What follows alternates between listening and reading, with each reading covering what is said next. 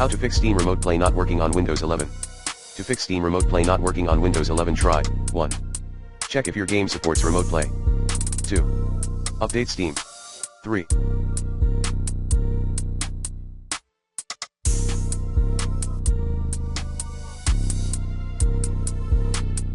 Disable antivirus or firewall. 4.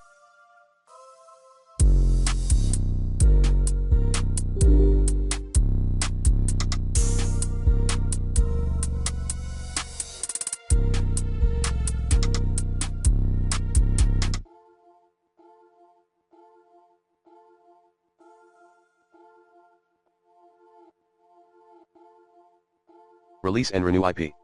Run these commands as admin, IP protocol configuration /release IP protocol configuration /renew 5.